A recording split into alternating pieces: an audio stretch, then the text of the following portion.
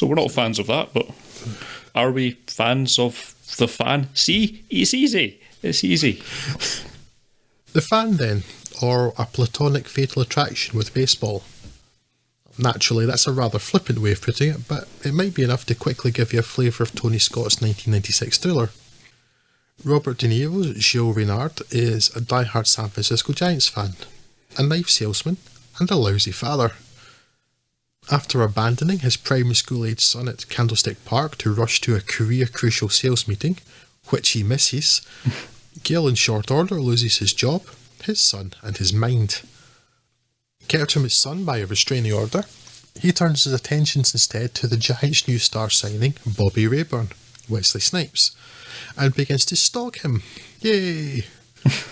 Sports fans being particular fannies about superstition, Gil attributes his favourite player's current hitting slump to Rayburn's rivalry with his fellow player Juan Primo, Benicio del Toro, in particular the fact that Primo has Rayburn's preferred shirt number.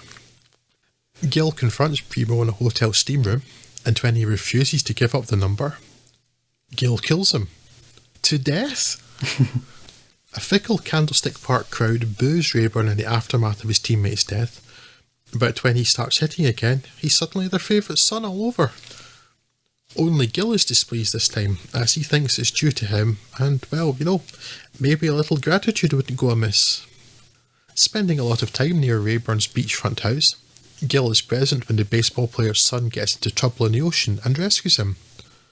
This affords him an entrance into Rayburn's house, where Gil gets super creepy, and totally would have boiled the bunny had there been one to hand.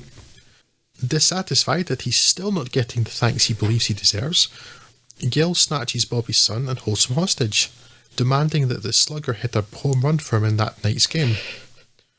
Having stipulated, because he's crazy but unfortunately not stupid, that he'll kill his son if the pitcher serves him up an easy ball, the scene is set for a tense finale in which Rayburn must hit a home run or hope the police find his son before the end of the game, which could come sooner than desired thanks to a torrential rainstorm. The Fan is, unmistakably, a Tony Scott film. Isn't it just? Though since it isn't quite as stylistically wearying or cut anywhere near as phonetically as some of his work, that's not an instant warning sign. In fact, The Fan is a serviceable enough thriller, though not one I'd advise making extraordinary efforts to see. However, should you come across it some rainy afternoon, then it could probably entertain you for a couple of hours. It's not one of De Niro's best performances, but it's fortunately a far cry from the usually bloody awful performances that have been his stock in trade post-Godsend and Hide and Seek, and the air of menace that he so often exudes is of key importance here. This is perhaps one of the less compelling Snipes performances in this batch, largely though because his role is much more reactionary than in many of the other films, as well as being only the co-star, not the star, but, as you'd expect, he's at least solid, and the anguish, frustration and fear evident in his face and eyes in the film's denouement are very believable. The Fan's biggest failing is that it doesn't really go anywhere we've not been before, nor take any interestingly different routes to get there. There are certainly tense moments, but we know pretty much where we're heading from the off. And Foof?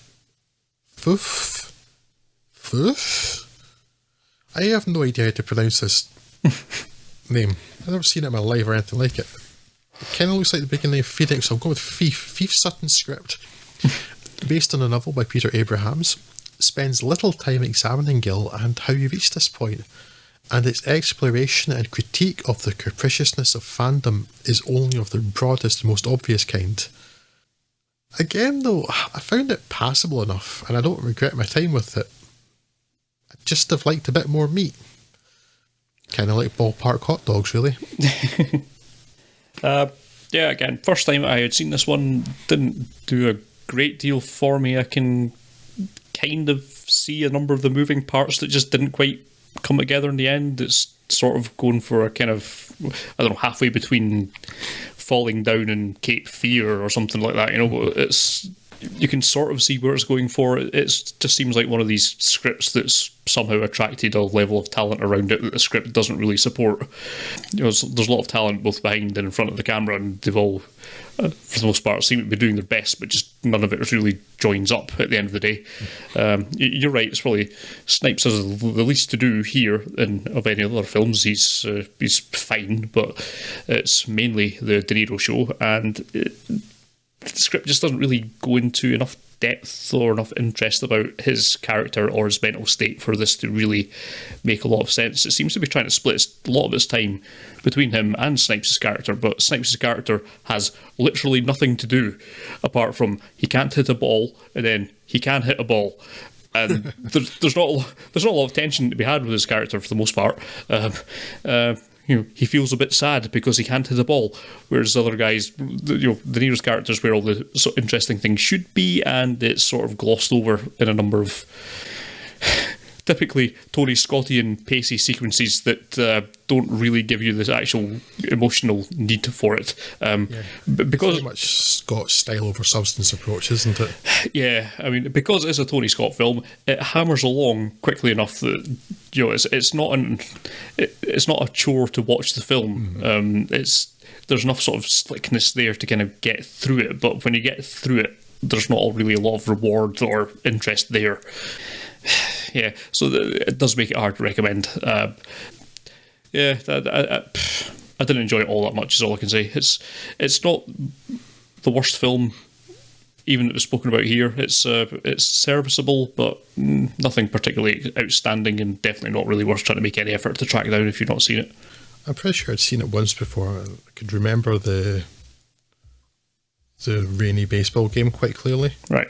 Although I did wonder whether I was confusing that with bits of The Last Boy Scout, which I remember also looking similarly moody and rainy. Although that's about American football, not baseball. But the problem is that Gil Renard is so straightforward, bog standard cookie cutter as a villain.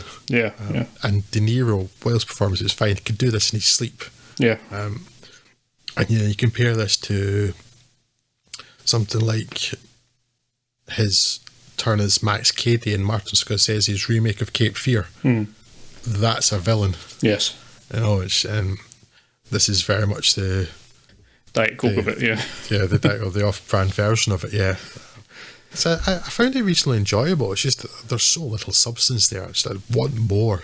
That's the problem. Not an awful lot more to say about this one, though, I guess. No.